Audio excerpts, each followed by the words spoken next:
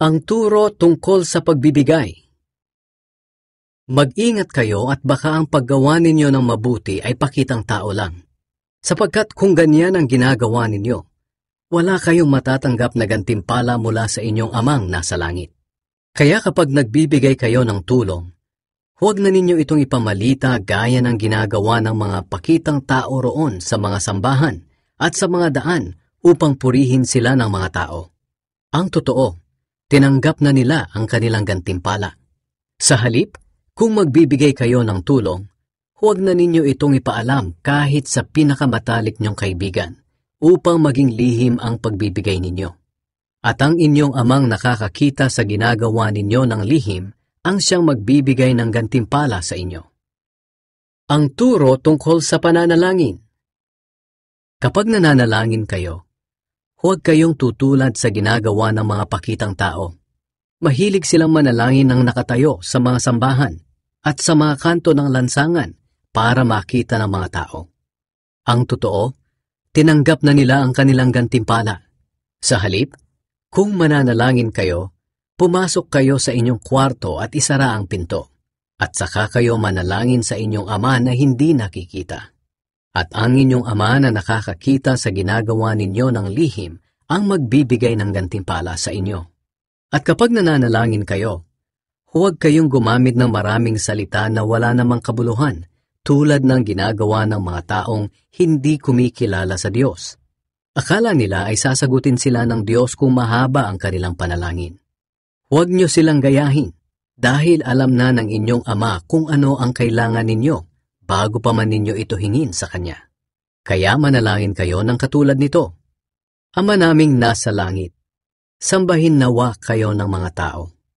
Naway magsimula na ang inyong paghahari, at masunod ang inyong kalooban dito sa lupa, tulad ng sa langit. Bigyan niyo po kami ng aming pagkain sa araw-araw. Patawarin niyo kami sa aming mga kasalanan, tulad ng pagpapatawad namin sa mga nagkasala sa amin. At huwag niyo kaming hayaang matukso, kundi iligtas niyo po kami kay Satanas. Sapagkat kayo ang hari, ang makapangyarihan at dakilang Diyos magpakailanman. Kung pinapatawad ninyo ang mga taong nagkasala sa inyo, patatawarin din kayo ng inyong amang nasa langit. Ngunit kung hindi ninyo sila pinapatawad, hindi rin kayo patatawarin ng inyong ama. Ang turo tungkol sa pag-aayuno. Kapag nag-aayuno kayo, huwag ninyong tularan ang mga pakitang tao, sapagkat sinasadya nilang hindi mag-ayos ng sarili para ipakita sa mga tao na nag-aayuno sila. Ang totoo, tinanggap na nila ang kanilang gantimpala. Sa halip kung mag-aayuno kayo, maghilamos at mag-ayos kayo ng sarili, upang hindi malaman ng mga tao na nag-aayuno kayo, maliban sa inyong ama na hindi nakikita. At ang inyong ama na nakakakita sa ginagawa ninyo ng lihim, ang magbibigay ng gantimpala sa inyo. Ang kayamanan sa langit. Huwag kayong mag-ipon ng kayamanan para sa inyong sarili rito sa mundo. Dahil dito ay may mga insekto at kalawang na sisira sa inyong kayamanan at may mga magnanakaw na kukuha nito. Sa halip mag-ipon kayo ng kayamanan sa langit, kung saan walang insekto at kalawang na naninira at walang nakakapasok na magnanakaw. Sapagkat kung nasaan ang inyong kayamanan, naroon din ang inyong puso. Ang ilaw ng katawan. Ang mata ang nagsisilbing ilaw ng katawan. Kung malinaw ang iyong mata, maliliwanagan ang buo mong katawan.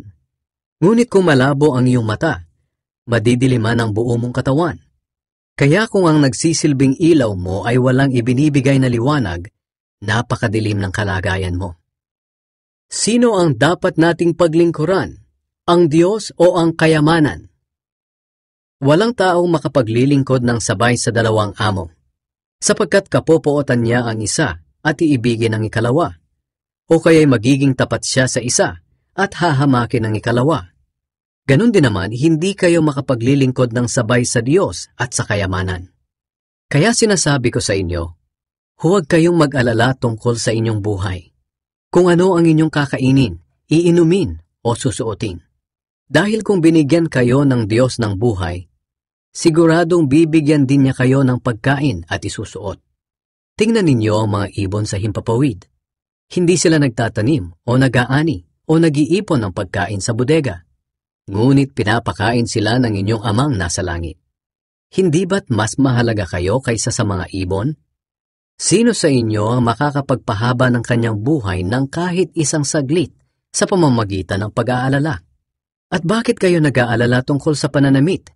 Tingnan ninyo ang mga bulaklak na tumutubo sa parang. Hindi sila nagtatrabaho o naghahabi. Ngunit sasabihin ko sa inyo, kahit si Solomon ay hindi nakapagsuot ng damit na kasing ganda ng mga bulaklak na ito sa kabila ng kanyang karangyaan. Kung dinadamitan ng Diyos ng ganito ang mga damo sa parang, na buhay ngayon pero kinabukasan ay malalanta at susunugin, kayo pa kaya? Kay liit ng inyong pananampalataya. Kaya huwag kayong mag-alala kung ano ang inyong kakainin, iinumin o susuotin. Ang mga bagay na ito ang pinapahalagahan ng mga taong hindi kumikilala sa Diyos. Ngunit alam ng inyong amang nasa langit na kailangan ninyo ang mga bagay na ito.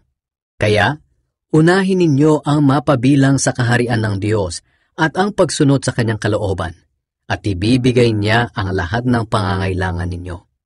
Kaya huwag na kayong mag-alala tungkol sa kinabukasan, dahil ang bukas ay may sarili ng alalahanin.